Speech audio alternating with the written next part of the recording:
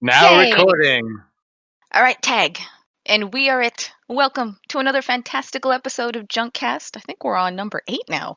What is Junkcast? It is a DIY discussion where me, Cozy Spoon, that is, and the fantastical co-host Willie D say hello. Hello, that's me, and whatever Don tells you, I still have rights. Me and Willie talk and discuss all things comic making, battling, turning, and what have you on this little piece of the internet that we have that's called intervoid.com. And speaking of turning, that's a word, we'll be touching upon the latest and Whoa. greatest second round of the tag team tournament, Living Dead Part. Yay! I know. What is a tag tourney, and why are there dead people in it this time? I'm going to tag Willie D to run us through a quick recap of what this tourney be and about what our eyeballs are going to be oogling tonight. Alrighty, so the tag team tournament, which I'm sure you all have heard of before, but in case you haven't and have been living under a rock, tag team tournament involves where we get two artists to partner up with their characters. So two artists, two characters versus another group of two artists and two characters. But we're doing things a little different this year.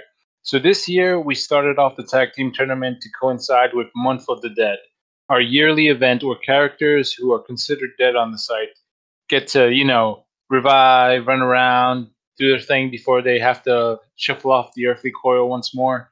So this time we are allowing both living and dead characters to partner up for this tournament. Love it. Exciting. It's so cool. So, just in case you guys aren't up to speed, let me update you on the round 2 peoples that are duking it out right now. We have Antolin and Gwen and Reggie versus Chica Chicana and El Catador.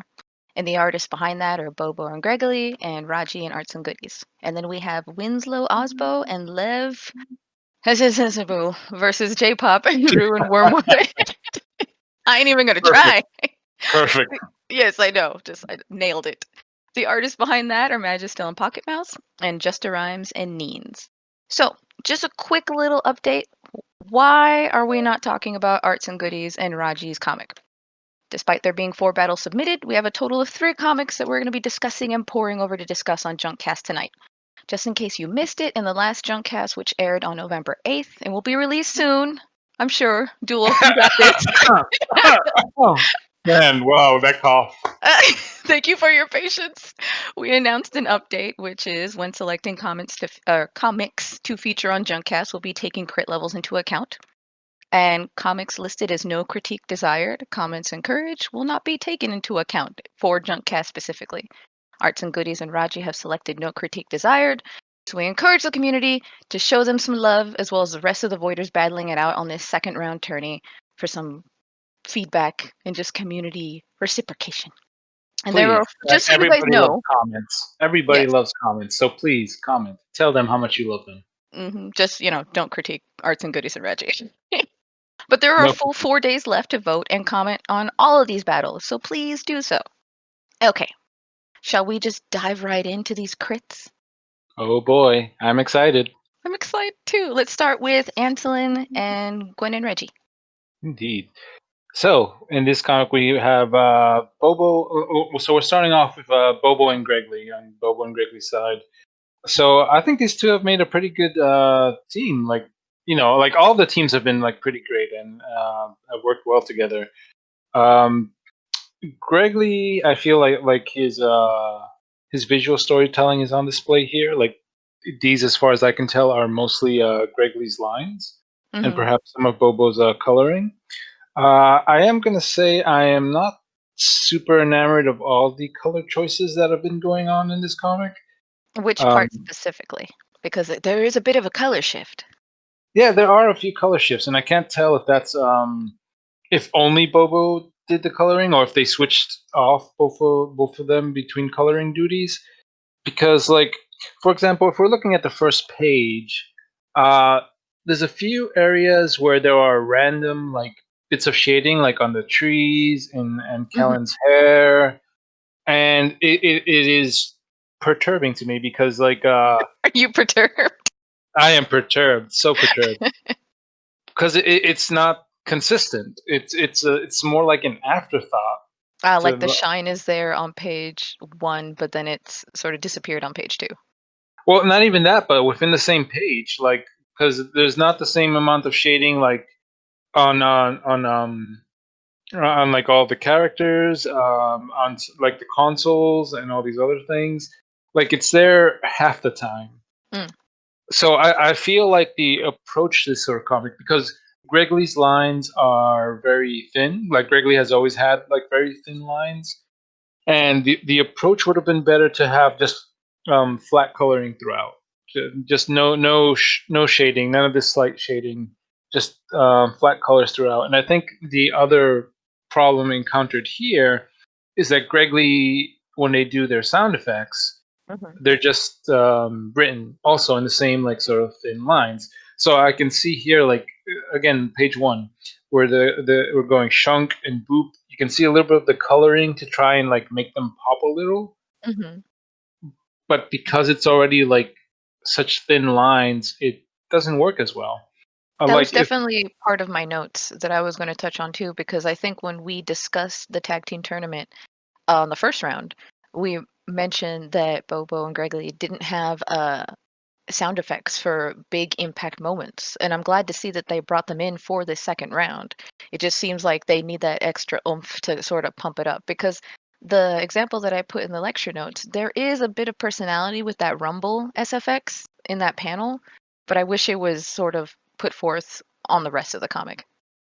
Yeah, I was about to mention that too. That on page two we do get some of that, which is like the pity, because again, there's a sort Oh, of we get a lack of little sass. I want to consistency. see more sass. All of it, all of it. Because like page two does a better job with the sound effects, Mhm. but it is not. It is definitely, I think, more on Gregory's part, something that they need to work on as far as getting their sound effects to be more visible. So I really would like to see that as like part of their evolution. And just continuing on this vein of the colors, let me just find which page. There's a page where they're in the crowns, because they have the scene outside where it's like the yellows and the purples, Mhm. and those are a good mix of colors. Like those pages have a great color palette. But then we go inside the crown's hideout, and we switch to a very gray drab palette for the backgrounds, Well, let which me let me try and argue this because considering the sort of inspiration and layout that Raji's already established with the old docs, it is supposed to be dingy and gray and kind of lifeless. What would you say to that? well, that's the thing. So when it comes to like coloring things, well, like I'm not gonna claim I'm an expert myself. Like I suck at coloring, but you know, as I've observed a lot, I know some basics about color theory. But even when you have like dark drab environments, you can still make them colorful as long as you're evoking a certain mood. Oh, I see what So you mean. even if you have like an area that like in real life would be like dark and gray, you don't necessarily have to be forced to use that palette. You Yeah, I you feel you. can you can use different colors to evoke emotion that like aren't true to life. Your grass doesn't always have to be green. Your sky doesn't always have to be blue. Which pages after that, it's purple. So there I you go. love that. Like I personally, I think it begins on page 7. The colors shift to sort of dusk as they look over the whole ass mountain that Anselin just brought. I love that. The color shift was really great. Yeah, that color shift I do like. Willie D is just like, I concur. It just feels like a sort of Or do I? tonal, not just a tonal shift, but sort of a pre-introduction to Anselin because I feel that this is, even though she's not on these pages, the influence of her is there. Yeah. Also, Do can we talk about the fact that Anselin really just took the entire forest with her back to Void, like a whole mountain? Like yeah. the level of extra, I don't understand. Like I was under the assumption, somebody please correct me if I'm wrong, that the entirety of her mall was just that metal egg. And yet the metal egg is infused or somehow hermit crabbed into an entire mountain and said, "Okay, you know what? We're just gonna head back to the city." Hey, that works for me. Just You know, it's make it make an entrance. That's what I say. it's just become a new part of the mall. I do want to say that I really enjoy the fact that this echoes back to the previous round with gosh, how do you pronounce his name? Including Kra. I just liken him to the drink, the Panther guy, having him Yeah. in the mall. How do you pronounce his name? I'm gonna pretend I know and not say it. Okay, exactly like that. That's how you pronounce it. I just like the fact that like in tag team battles past, I really enjoyed when people have made a story and made it sort of an epic as they sort of progress through the rounds because it gives us a complete story. I just think that's great. Okay, Futini says, let me see, rhymes with toy. So Croy. Ah, okay. Got it. Also, can we talk about Anselin's Maybe. relief packages? Her Futini says priorities are maybe. ramen, steak, and face mask. Yes, we can. Talk about it What all would you want, Cozy. what would be in your relief bag if you were giving, relief packages to the city? To Void City, Yeah, like what do you think Void City would need? Would they need steak, ramen, and a face mask? maybe cocaine. I don't Sometimes you just gotta survive. something to get them through the day. I don't. Also, Maybe some speaking water, of those cocaine. relief packages, I feel that there was a missed opportunity for Catador to be delighted by the contents. On like the bottom of page 4, you see them looking at it, and it makes sense that Chico would be like, "What is this crap?" But Catador seems like the type of character who would be like, "Ooh, a face mask." That's true. Which actually, yeah, like I feel from what we know of Catador, like that hmm would have been an excellent joke to throw in there. He just strikes me as a high maintenance cat, and a face mask sounds like it's right up his alley, Because on the next page, they have some fancy ass perfume in there. right? Catador should have been all over that. They would have been like, "Oh, this is eau de toilette from France." I feel that by way of the relationship, mm, I really wish we would have seen. I suppose that it's not Bobo and Gregory's job to really expand upon that. It was more the goal to have the characters interact together and work on the tournament round. But the hints that they put in, I really enjoyed. But Chica plays such a hardened straight man. I liked the first round in which they kind of showed a bit of vulnerability there between them. I kind of wanted to see it explored with the opponent side. Yeah, that's true. And I do want to point out that like Chica is very enjoyable in this comic. I think they hmm captured like out of all the characters, Chica is best captured within their comic. Oh yeah, definitely. I love the rubber hose cement. The fact that I'm pretty sure that since Magic Mayhem, Gwen doesn't have her magical witchy powers anymore, but now she's utilizing all these potions and salves and things in bottles, which I think is really neat. It's a nice shift, Yeah, definitely. I love the fact that this is just yet another example of Loss bringing forth a really great story concept. Because if Gregory had won Magic Mayhem and Gwen would have kept her powers, we would have kept going with the comics that they were used to doing.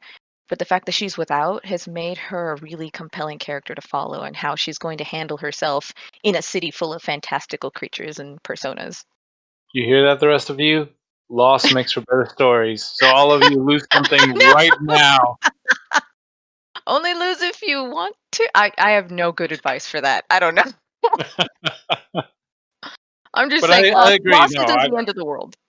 No, but I do agree that like when you toss something like that into a story and it hmm forces you to evolve in your storytelling, Oh yeah. like that can only be for the better. Yeah, and I think that Gregory has done a great job evolving Gwen because I really didn't expect this to go the way it did. Like I expected Reggie to be the showrunner, to be the one who would be sort of like, oh, I guess we're just going to focus on him. But even in this tag team tournament, Gwen is the one that's on point, the one that has the ideas, and the one that's sucker punching Chica, and I just think that's neat. I do like sucker punches. I do want to talk about the sudden cliffhanger shift with Anselin finally revealing herself and going full like megalomaniac. What do you think that's about? I think that's a great way to the way that ended was like pretty awesome because it takes all the characters by surprise, hmm and like we haven't seen Anklin Ansel like go for this direction, so I think it's actually a very entertaining and interesting direction that this character could be going in.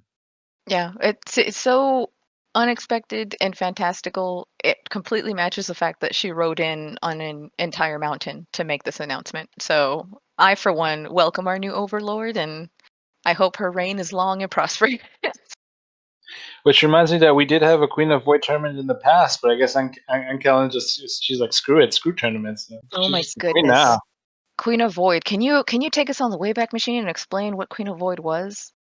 Queen of Void, which I feel is so explanatory by its name, was a all the female presenting characters of Void, or at least the ones who participated, battling for the title of Queen of Void. And I totally recommend going back and reading it because there are some fantastic comments. And the person who won Orange, who unfortunately doesn't draw comics anymore, but she was a fantastic artist, and Gosh, those comics are so good. they are. And they stand the Oh, they test of were. time, in my opinion. They do. So totally, everybody, if you get a chance, go back, read Queen of Void, especially read Orange Yosai's comics. It's a Hmm. good time. Well, do you have any last words to say about this side of the battle? I too hail our new queen and overlord. But yes, definitely add more comments and vote either side. Don't tell us what you voted. Don't slant the votes. We don't want to know. Keep it secret. I mean, I might want to know if you want to whisper it to me in my ear. No. That said, thank you, Bobo and Gregory. I can't wait to see more. Let me see. Let's move over to Magistel and Pocket Mouse. Wait, but before we move on, I do want to say, like, also, even though it's not a critique, great job to Raji and Arts and Goodies. Yeah, we are totally allowed to say that. And I will say it too. Great job, you guys. I wish I had things to say. We're going to leave it at that. Alrighty. Let me pop open my winder. Ooh, Futini, the why do you window. tempt me with that spoiler image? La Oh, ventana. okay. This will be Winslow Osbo and Lev. Does that have Yes, Go that's for it. exactly right.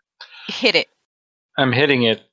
So, like, these two are some of I believe, like, these are top tier artists. Magisto and Pocket Mouse, like, Hmm. they are known throughout the land. Their names resound with power. They are forced to be feared. But I'm not too enamored with the coloring in this comic. Like, it's very competent coloring. But, like, Yeah. for example, staring at page one, just like, if you take it at like a distance, Hmm.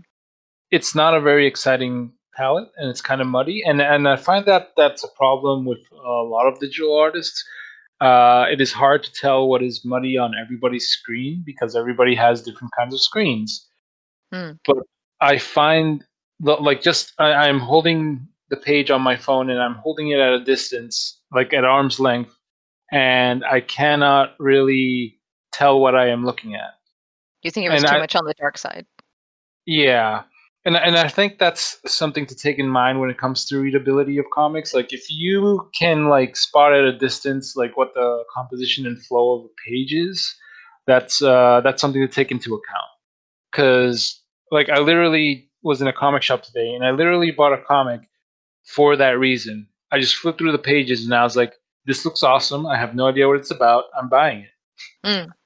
So that's something here, because, you know, like, Pocket Mouse, especially, I know, does beautiful colors, is a great colorist, and I'm kind of making the assumption that they were the colorist for this one. You know, I'm getting Magistel vibes for sure with the coloring. Oh, Maybe that's interesting. just me. We could debate this, but I'm leaning Magistel for the coloring. So I think, like, the sort of yellow purple tones that Hmm. are consistent throughout the comic, like, that is a cool and an interesting color palette. But, like, for example, on the first page, we have this moon that hangs up in the sky, and it cuts through the page straight down. But that's not a very interesting layout to me.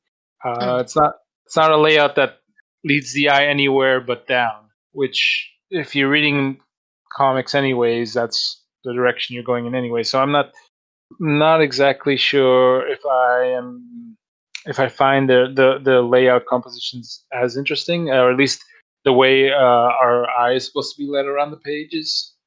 I can see that. I don't know. Speaking of interesting paneling or just panel content, if you go to page 5, that whole labyrinth sort of maze layout, I really dug that. That is cool. That is one of my favorite parts of this comic as well.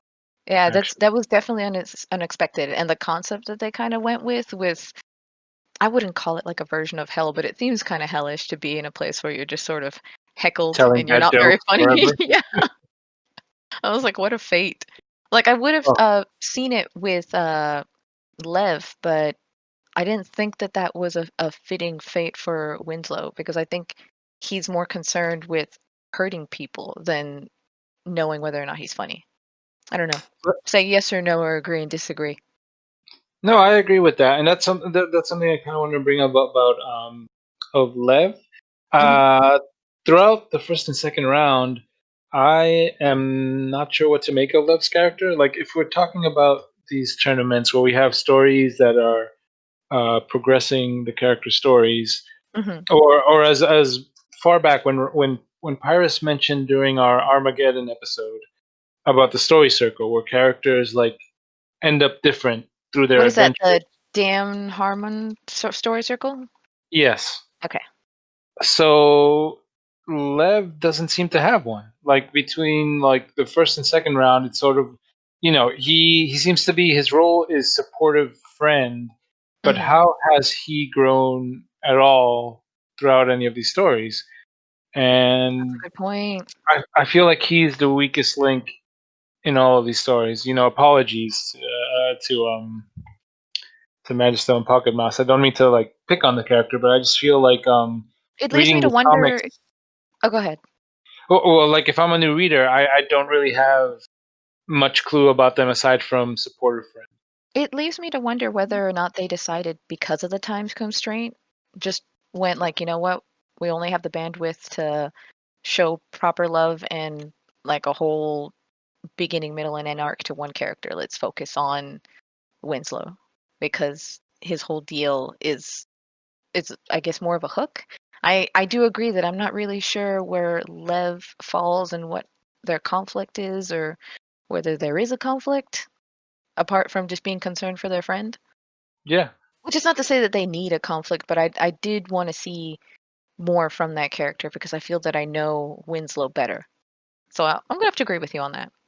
and another thing I didn't quite like about the approach to the story is how little J-pop and Ruin Wormwood are a part of the story. Like like let me try and phrase this. So, at the beginning of the story, they show up, and I feel like they have a very good grasp of J-pop and Rue's personalities. Like we get Hmm. that in like the first 2 pages, but then they cease to matter as they're not really part of the central conflict of the story. They introduce the conflict because Magistel and Pomo are taking the story from Justin and Nina, from J-pop and Rue. They're following their story.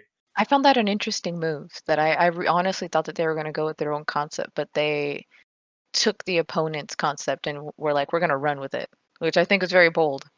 Well, I see that happen a lot in a lot of these tournaments actually. Mm.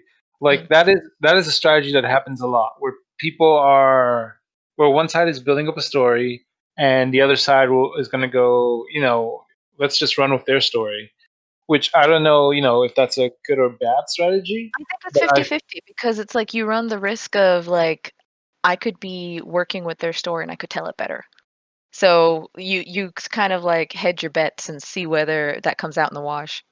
because I remember when you did this sort of tournament and people Yeah. seem to run with your Yeah. story. Yeah, it was super interesting. But So enough so about me. it is something a recurring thing that I see. And in this story, I don't know. I guess it's interesting, but I just feel like in doing so, in making Nyx their central villain, they Mhm. they kind of shoved J-pop and Rue to the side. Like Rue stops doing anything after a while. The thing is, I think putting them to the side could have still worked because I think it was Flighty in the comments who mentioned that they got Sailor Moon vibes off of the introduction of Nyx as sort of like a, baddie of the week for them to vanquish. I would have loved to have seen them continue with that sort of anime-ish inspiration and made their opponent sort of a James and Jesse Team Rocket sort of deal. Blasting off at the speed of light. Right? Because there are so many moments where they almost get there, but then there's no cigar. I think they could have really punched that up. I agree. They definitely could have. Although I really want to talk about the pages, I think after page 7, because we get some fantastic, I'm going to put it in the lecture notes because it merits sharing. Fantastic ruins, fantastic environments. I freaking love it. Yeah, the last page is definitely to me like the strongest Yeah, in I like don't the whole. know if this was free-handed or if they heavily reference or something, but the level of detail in the rubble and how it doesn't just look like squiggles and, chicken scratch, it looks super detailed. It's just, oh, chef kiss. I love it. Cozy loves your level of destruction. She Yes, just your wants to watch the destruction world is so burn. sweet. I got to this page and I gasped because for me, I do my best to do ruins and rubble because void kind of lends itself to always being It has destroyed. to. Yeah. This panel completely spoke to me and it showed a level of TLC and love to the background that you don't often see in tournaments because of the deadline and the time constraint. So the fact that they went that extra mile for this whole page, I thought was really great. And I just wanted to shout that out. And I can totally agree with that. It is a great looking page. I have no issues with composition or readability. Again, like saying my little test from before, holding it out at a distance. It's clear, it's readable, it's Mhm. bright, it looks great. We concur. I do want to talk about the cliffhanger that we have going on, where, Lev, spoiler if you guys haven't read it, that Lev is missing and all that's left are their Oh, clothing. What's the mystery there? oh God, he's naked. My best friend is lost, being nude in the city. What a fate. Mysterious nudity. What are your opinions on cliffhangers in tournaments or just in battles in general? Well, I think it's great because that's the hook. That's what keeps people reading. Ah. Hopefully it's what gets you the extra vote because people are kind of like, well, I kind of want to see where this story is going to go. Oh yeah, for sure. But not all cliffhangers are equal. So it's definitely a point of if you don't use it right, it could backfire. You could Oh have yeah, like for not sure. enough of a story, and people just kind of like, well, what's this? Yeah, for sure. That and I think it's sort of uh it can be a tactical advantage as well because like maybe you're running out of time and you're like, oh, I can't get to the end of my story. Well, maybe I can fashion the ending sequence in a way that it becomes a cliffhanger so that I at least in not what's the word I'm looking for, incite, infect, you know what I'm saying, make people read the next one. Por favor, lea el próximo. There we go. Well, do you have any last words? Because I'll say what I gotta say. Whoa, where you going, son guy? Or just poor Winslow, the crying. I'm very curious how long they're going to be apart if they make it to the next round, and how the abandonment is going to affect this character. That character being Winslow. Because Our, for as little as poor, we may know about Lev, or the things that we want to know, at least we know for a fact that Lev is Winslow's sort of anchor point, their touchstone. And with them gone, it's like, oof, what's going to happen? our poor crybaby Just hand him a sun tissue. god. Well, that's all I got to say about that. Shall we move on Let us move on. to adjuster rhymes and neens with, let me see, J-pop and Rue and Wormwood. I believe the P is silent. It's gel. Oh, No, I'm kidding. jail, jail. Sure. It's a European J-pop. Now, I'm friends with just the rhymes and needs, so I don't want to seem too biased. Bias is the worst kind. Oh no, no, terrible friendship, awful. Friendship over. For this cast, your friendship is over. Now you're friends with this comic, and then you can just get back to it. But something I love is seeing them work together. Like they complement each other very well. Like Neens is inking and really strongly pushes Justin's art forward. I was just that is totally in my notes as well. That I don't know if it's evident to the fact that this is just uh match made in heaven, but this duo, you can tell they're vibing. Like page to page, you're just like, oh, these people are like, if they were operating a Jaeger, they would totally be like drift compatible. Holy shit! Gotta Yeah, fight that kaiju, guys. well, they're fighting the kaiju of this tournament. The inks are just really great. Like even on page 1, where you see that whole ritual, I think it's the 4th panel. I just really dig that, where the caster's face is in shadow, and you're just like, ooh, what's gonna happen? I agree. Like their balance of black and white is formidable. Mm-hmm. Like their pages are always like clear. The action is always clear. It's pleasant to look at. Yeah, definitely. I did put in my notes, I did like the fact that there's always almost a caved in, older and undead look to Rue, which I think is great character design. Like you could have gone pretty with this character. It's like, another girl witch, make her, tart her up, but this haggard look is just really visually interesting. And I have always enjoyed, like I enjoyed a lot of like Nene's characters, but I do also enjoy Ruin Wormwood. I always welcome more comics about those characters, but yeah, this was an unexpected makeover, Hmm. and it's a really interesting one.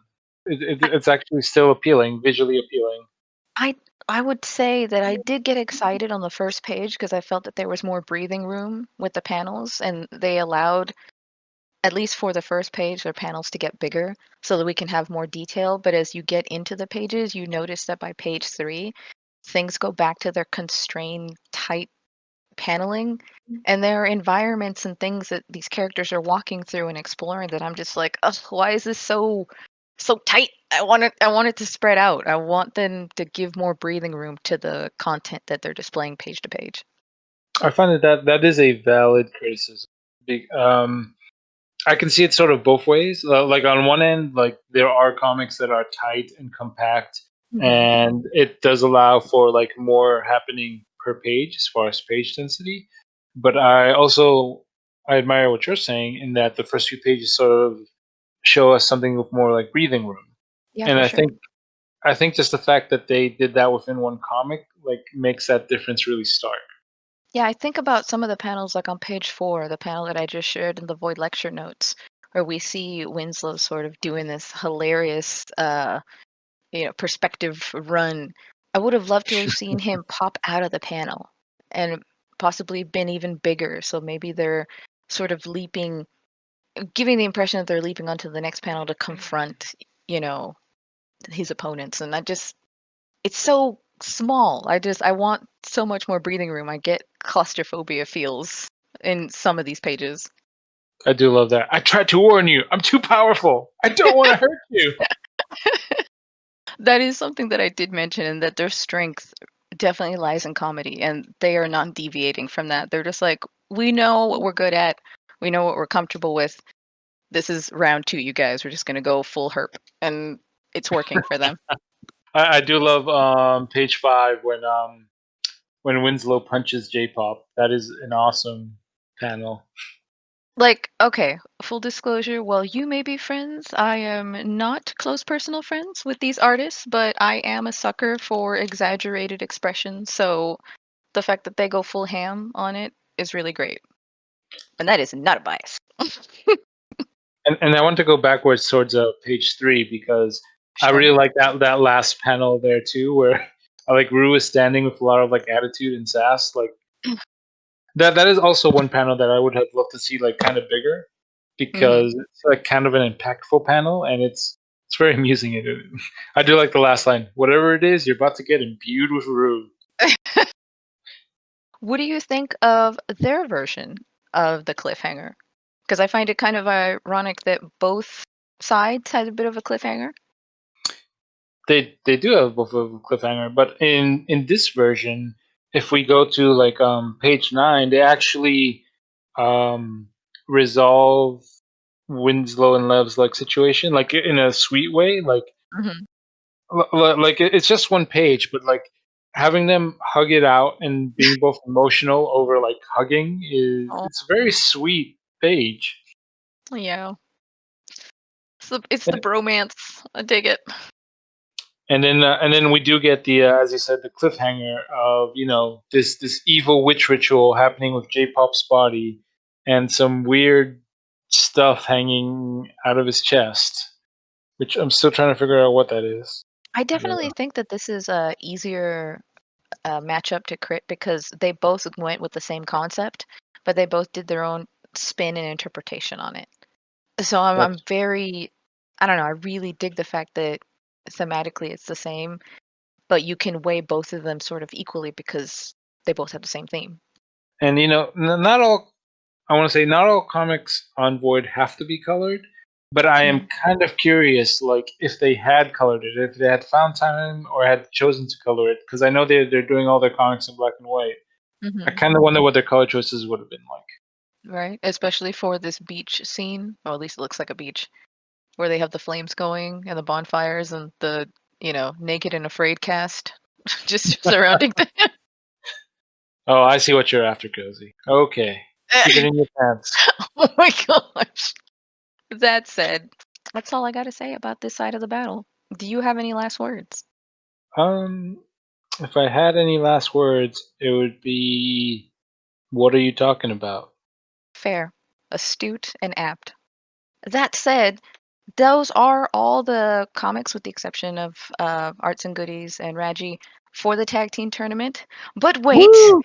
I have a mystery battle that I want to discuss. Oh my That I god, Yes, I know we're doing this. I just picked it. Hold on, let me get crazy! to it. I'm Alrighty. innocent. I know nothing about this. It's okay. I'm going to reveal it to you now. We're going to talk about the highly anticipated Jamie Twice Tanged Masters versus Estrella de Muerte. Oh my god! I know. Well, I mean, we're just coming off the tail end of Month of the Dead. This is sort of a holdover from it because I think the challenge was issued back in October, I think. Tell me if I'm like totally giving fake news. I have no idea. But it sort of No, that's fits in real with the news. theme with October, and I'm so excited to talk about this because I don't know if anybody knows, but Pombiki is sort of an old Void veteran. This is true. This is true. Do you have any history from the annals of our Void library or your knowledge to impart in regards to Oh, Pombiki? oh boy, I gotta open this big heavy tome of Void history that's in front of me. You guys can't see it, but it's totally real and it's heavy. But Oh, yeah, no, wonderful.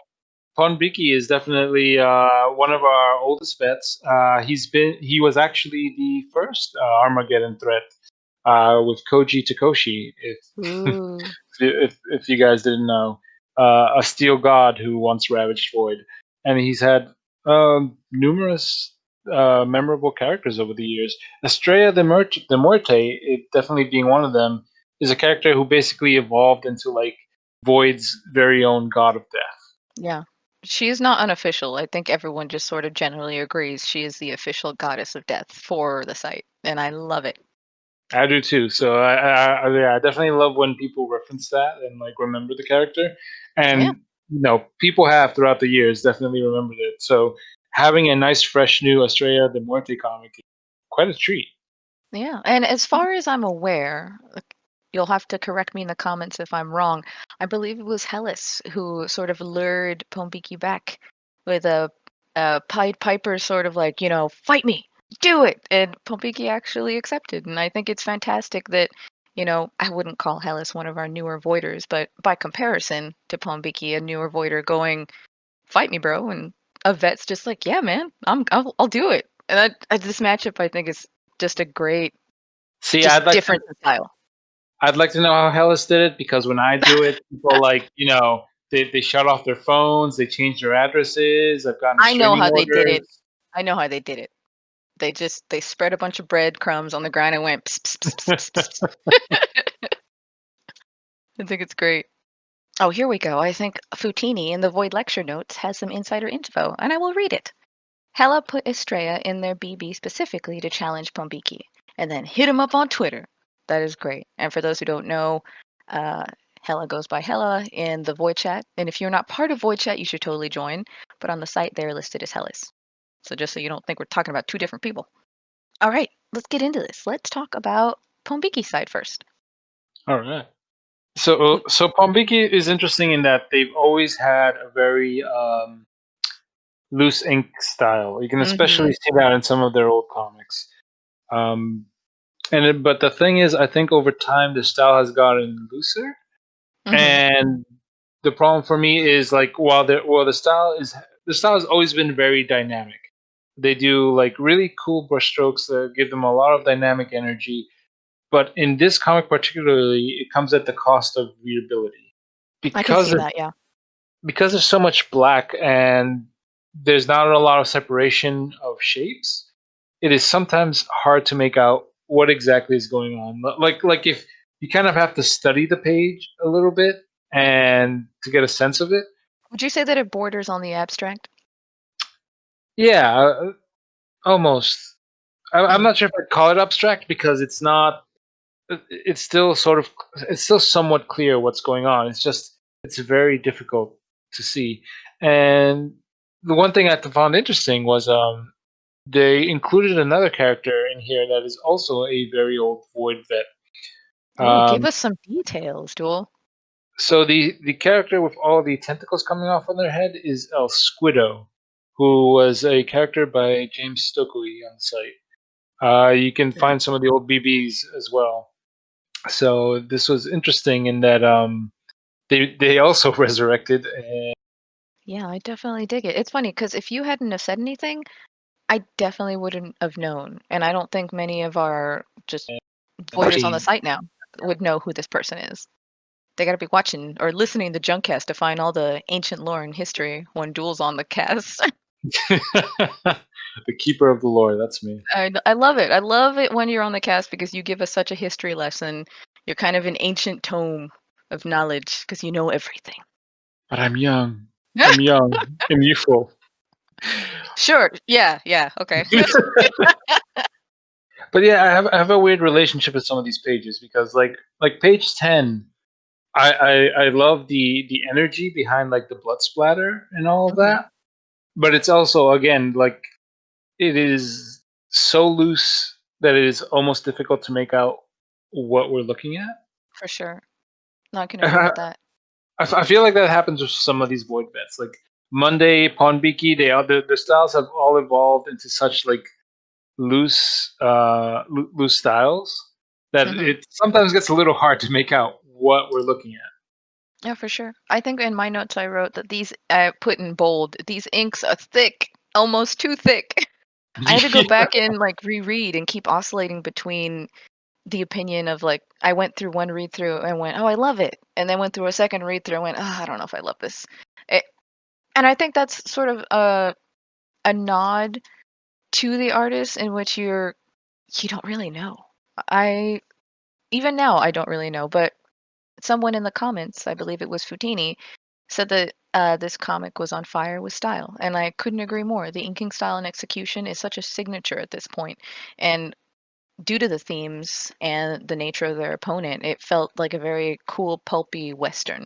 Like even the I can only assume that this is Estrella with a costume change, or else they're just introducing a random, woman that I know nothing about. But on the top of No, page it's 4 with the mm. whistling Cielito Lindo, it gives such like a Frank Miller Sin City vibe with the style of like the face and character. Oh no, so that's Jamie. That's Jamie Masters at the top.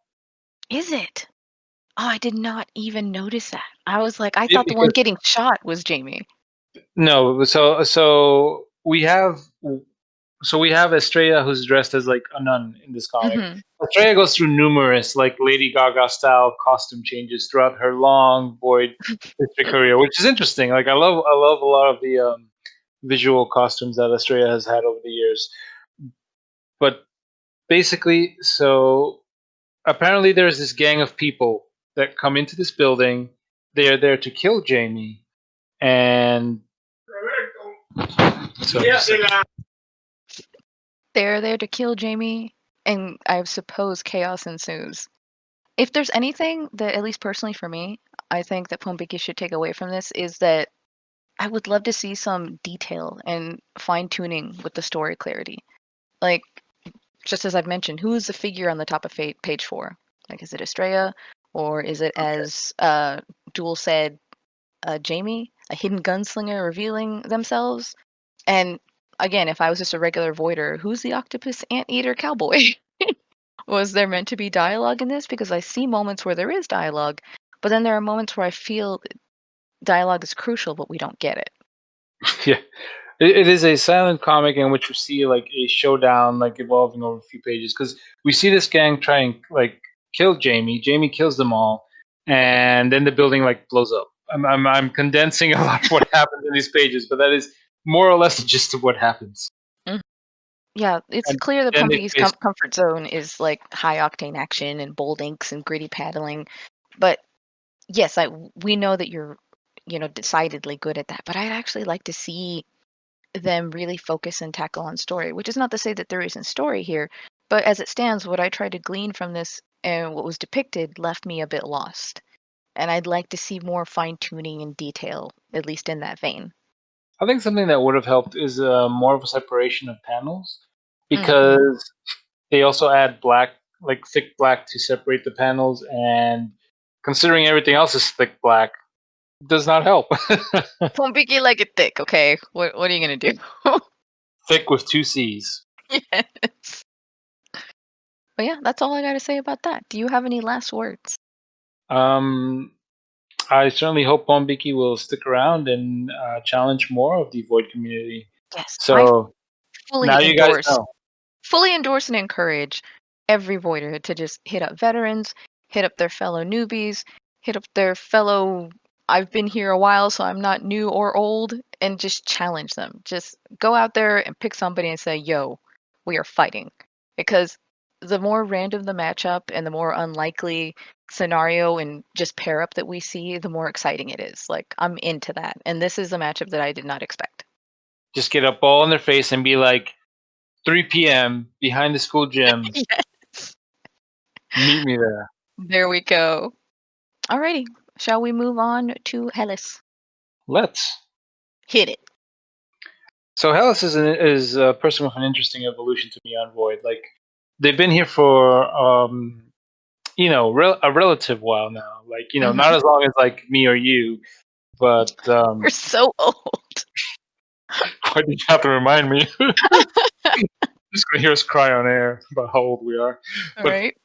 but Hellas has been here long enough that you can definitely see an evolution in their art, and I'm I mean it's interesting to me that I find there's an evolution in the way they've been using text Mm. in this comic in particular.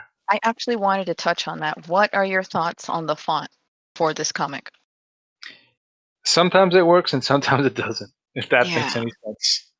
Yeah, I think just the bold type against the type of inking style that Hellas does, I don't think it works for me. I think that the font is so bold and so solid, and their inks are not that.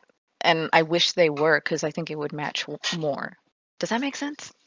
Yeah, and like for you put an example in the chat where you can clearly see like some of the text. Um, One thing about like comic putting text like font in comic books is you need to give enough room for the squares or the balloons that they're in. Mm-hmm. So like I'm looking at what Cozy posted, where she posted E stands for Estrella, and it's claustrophobic. Like But you talk about Estrella. You're a Spanish boy. You say that right. Estrella. There you go. I'm trying to I'm trying to speak the white man's language.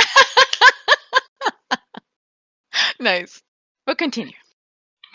But yeah, I feel like especially like with the word balloons and such, they need more space definitely around the balloons to sit more comfortably.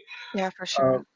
Or at least the font is so bold. It could definitely stand to be a bit smaller. Like just maybe a couple point sizes because I think that it almost overwhelms their panels and the content that they're trying to show. I shared a panel in particular that I wanted to talk about in the Void Lecture Notes chat, in which you have such a great scene set up where, Jamie and Estrella are just conversing, having that build up to just, some action.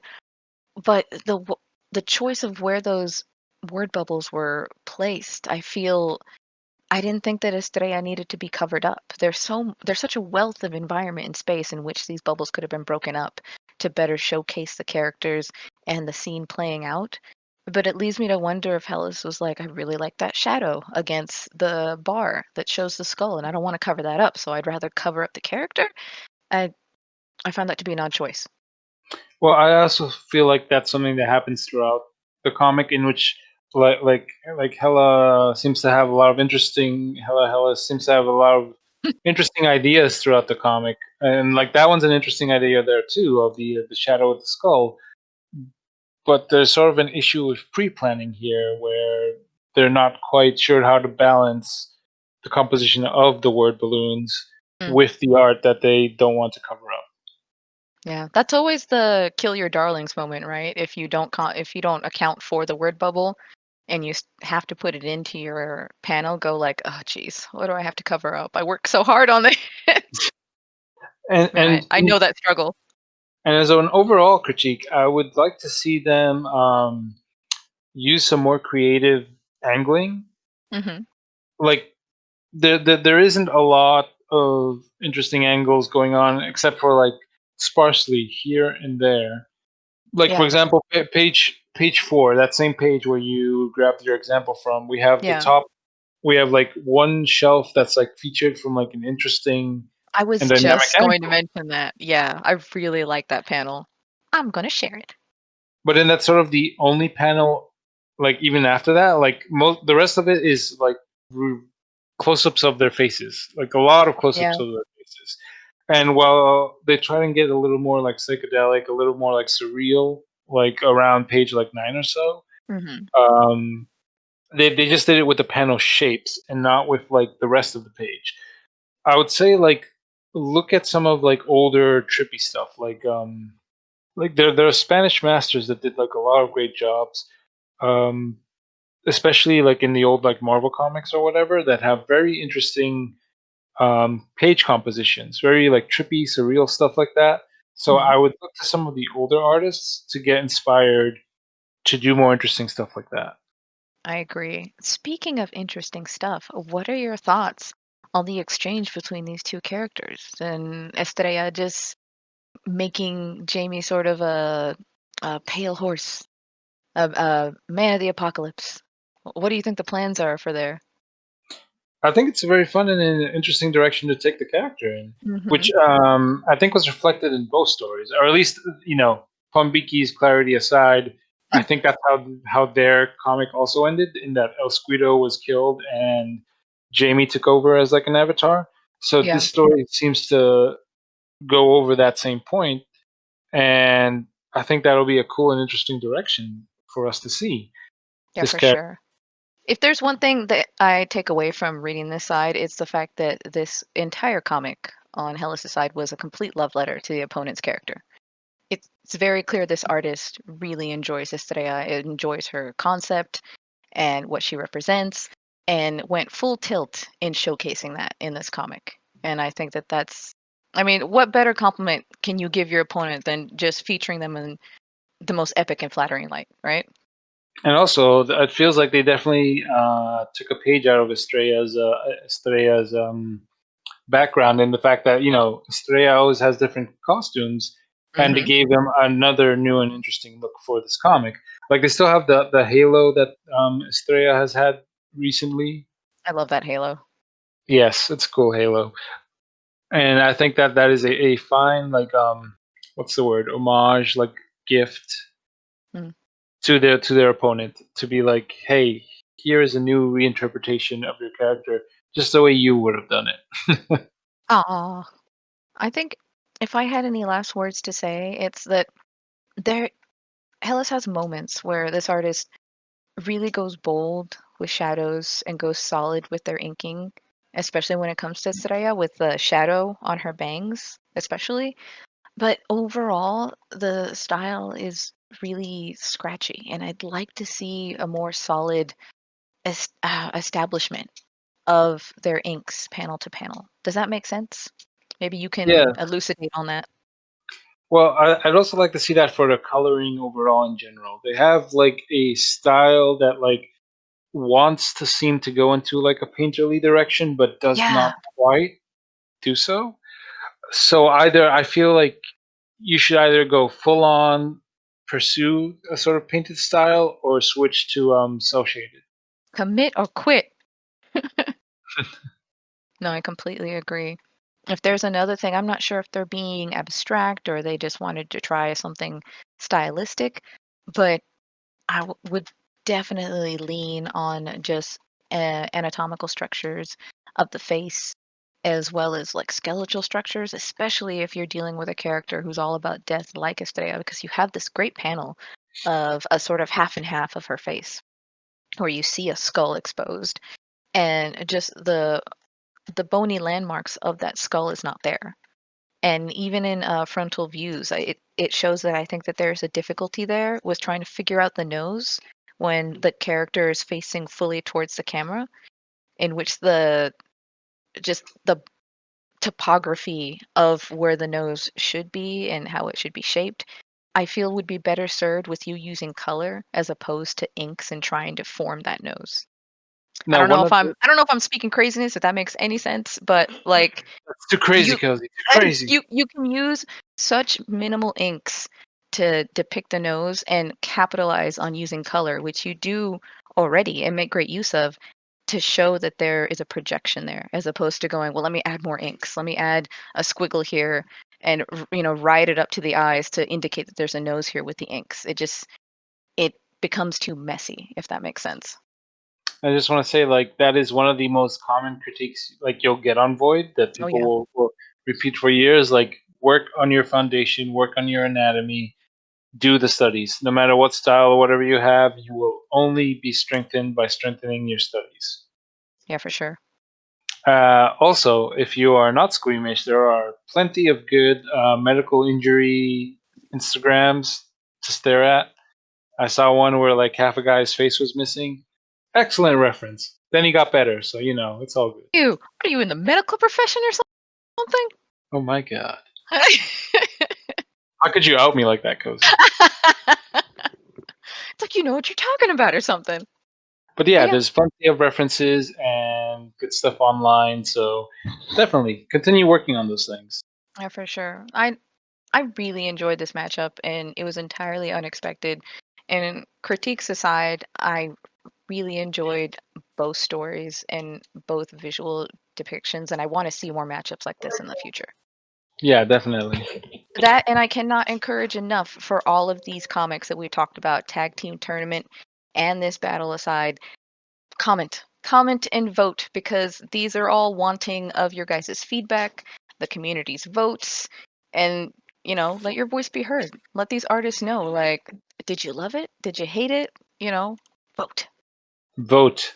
It is your democratic right, and whatever Don says, I still have that right. On that note, that would be the end of this Junkcast. Thank you for listening. Again, you can find all of these comics and more on entervoid.com, and there's another one in the can. Bye, guys. Bye. Thanks for having me on. Yo.